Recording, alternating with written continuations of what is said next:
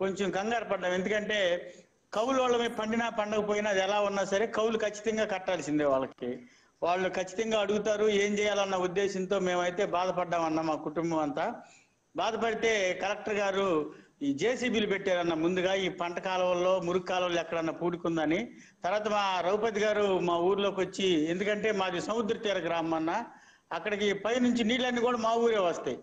వస్తే ఈ నీళ్లు పోతాయో లేదని మా ఊరంటే ఎమ్మెల్యే గారికి మా రఘుపతి గారికి ఎక్కువ ప్రేమ, కింద ఉంటాము అని మా ఊరే వచ్చి ఆయన జేసీబీలు అవి తీసుకొచ్చి మళ్ళా పూడికంతా తీపిచ్చారన్న. తీపిచ్చేసి నీళ్లు పోవటానికి త్వరగా పోవటానికి ఎక్కువగా సాయం చేశారు. తుఫాను మొదలైందన్న. మొదలైన తర్వాత ఇక మేము పంట అయితే చేతికి దక్కదో, పూర్తిగా పడిపోయి ఇక పాడైపోయిద్దని అనుకున్నామన్న. అనుకుంటాం వల్ల మీరు ఇచ్చినటువంటి ఆ సూచనలు సలహాలు, ఆ కాలువలు ముందుగా తవ్వియటం వల్ల నీళ్ళంతా తొందరగా సముద్రంలోకి వెళ్ళిపోయిందన్న. పంట అయితే అనుకున్న దానికంటే ఎక్కువగా నీళ్లు వచ్చినా కూడా బాగా తడిసిపోయినాయి. ధాన్యం తడిసిపోయింది. జనాన్ని తీసుకెళ్లి చర్చిలో పెట్టారన్న, మా ఊర్లో చర్చిలోనే. అక్కడ కూడా అంతకు ముందు అయితే ఏం చేశారు, తుఫానుకు తీసుకెళ్తే పట్టించుకునే వాళ్ళు ఉండేవాళ్ళు కాదు. అక్కడికి తీసుకెళ్తే మంచి భోజనం, వర్షంలో కూడా అధికారులు వాళ్ళ కుటుంబాలను వదిలిపెట్టి కూడా మా దగ్గరికే వచ్చి ఎప్పటికప్పుడు తిరుగుతా, మా ద్రౌపది గారు కూడా కారు వేసుకుని ఆ తుఫాన్లో తిరుగుతా ఎక్కడెక్కడ ఈ జనాలను పెట్టారని చూసుకుంటా మా ఊరు కూడా వచ్చారన్న. ఆయన వచ్చి మంచి భోజనం వాళ్ళకి పెట్టి ఆ తుఫాన్ షెల్టర్ లో వాళ్ళని చూశారన్న. చూసిన తర్వాత కుప్పేసాము, అంతా ఎండిపోయేటానికి 10 రోజులు దాకా పట్టిందన్న. ఈ తడిసిన దాన్ని మొత్తం ఆ పనులన్నీ ఎండిపోయి కుప్పేసిన తర్వాత ఈ వ్యవసాయ సహాయకులు శివప్రసాద్, లివింగ్స్టన్ అని ఉంటారన్న. ఆ ఏవో గారికి ఫోన్ చేసాం, సుమంత్ గారికి అని. ఆయనకి ఫోన్ చేస్తే వాళ్ళిద్దరిని పంపించాడు. పంపిస్తే వాళ్ళు వచ్చి ఏ మిల్లుకు తోలాలో కాగితం రాసి ఇచ్చారన్న ధాన్యాన్ని. ఆ మిల్లుకి తోలితే వాళ్ళు ఏమన్నారంటే, ఒడ్లు బాగా తడిసిపోయినాయి, దిగుబడి అయితే మేము అనుకున్నంతగా రాలేదన్న, తడిసిపోయి మొలకెత్తే టైం వచ్చేసింది. అప్పుడు వాళ్ళు ఏమన్నారంటే ఉప్పు నీళ్లు ఏదైనా కొట్టమన్నారు. అవి కూడా కొట్టామన్నా మొలకెత్తకుండా. మిల్లుకు తోలిన తర్వాత వాళ్ళు ఏమన్నారంటే 21 రోజుల్లో మీకు డబ్బులు పడతాయి అన్నారన్న. నాకైతే 13 రోజుల్లోనే డబ్బులు అకౌంట్కి పడ్డాయి అన్న. చాలా సంతోషం వేసింది ఆ టైంలో డబ్బులు అకౌంట్కి అంత తొందరగా పట్టడం. అలాగే ఆ డబ్బులు పడ్డాయి. పైగా మిల్లుకి ఒడ్డు తోలేటప్పుడు గోతాలకి ఉచితంగా ఇచ్చారు, బాడుగు ట్రాక్టర్ బాడుగు కూడా ఇచ్చారన్న. మాకే ఉచితంగా బాడుగు కూడా ఇచ్చారన్న.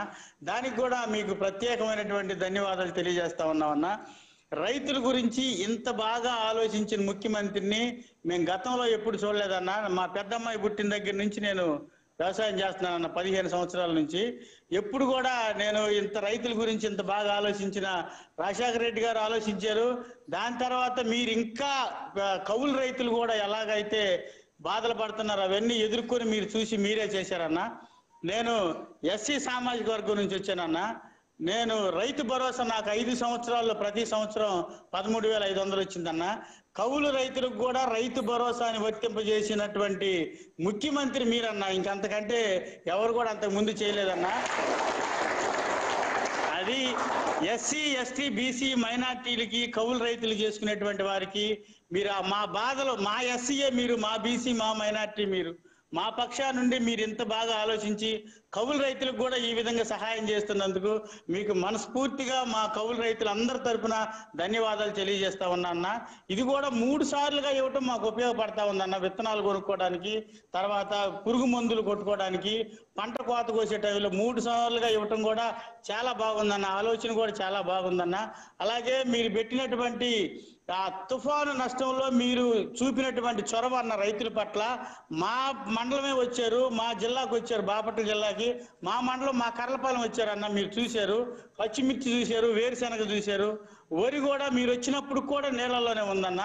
మీరు చూసి ఎంతో, మీరు వస్తున్నారంటే ఖచ్చితంగా రైతులకి మేలు జరిగిద్దన్న నమ్మకం అయితే ఉంది. మీ దృష్టికి వెళ్తే పంట నష్టం వచ్చిద్ది అనుకున్నాం. అంతకుముందు ఏం చేసేవాళ్ళు అంటే చెక్కులు ఇచ్చేవాళ్ళు, వాళ్ళకి అనుకూలంగా ఉన్న వాళ్ళకే ఈ పంట నష్టం రాసుకునే వాళ్ళు, అందరికి రాసేవాళ్ళు కాదు. పేరుకు 4-5 రైతులు రాసేవాళ్ళు, వాళ్ళ ఇళ్లలో వాళ్ళందరికీ రాసుకుని గత ప్రభుత్వంలో వాళ్ళే తీసుకునేవాళ్ళు. ఈ చెక్కులు మార్చుకోవడానికి తీసుకెళ్ళినప్పుడన్నా బ్యాంకులకి, బ్యాంకుల కూడా చిన్న చూపు చూసేవాళ్ళు. వీళ్ళేదో వరద బాధితులు వచ్చినట్టు వచ్చేవాళ్ళు, వీళ్ళేదో ఉచితంగా తీసుకుంటున్నాం మేము నష్టపోకుండా అన్నట్టు చూసేవాళ్ళు అన్న. కానీ ఇప్పుడు మీరన్నా నేరుగా మా ఖాతాల్లోకి, మేము బ్యాంకుల చుట్టూ తిరగకుండా మా ఖాతాల్లోకి మీరు డబ్బులు వేయటం అనేది ఇది గొప్ప ఆలోచన అన్న. ఎంతోగా మీరు గ్రామ స్థాయిలో సమస్యలు గుర్తెరిగితేనే మీకు ఇలాంటి ఆలోచనలు వస్తాయన్న.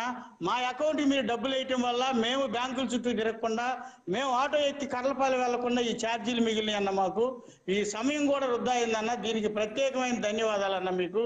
అలాగే మీరు ఏర్పాటు చేసిన రైతు భరోసా కేంద్రం అన్న, మేము ఈ భూసార పరీక్ష దగ్గర నుంచి పంట అమ్ముకునే వరకు ఈ రైతు భరోసా కేంద్రంలో ఉన్న వాళ్ళు మాకు ఎంతో సహాయంగా ఉంటున్నారన్న.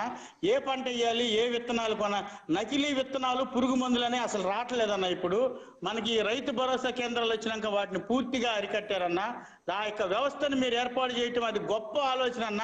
మా ఊర్లోనే మాకు ఏ విత్తనాలు కావాలో ఉన్నాయి, మాకు ఏ పురుగు మందులు కావాలో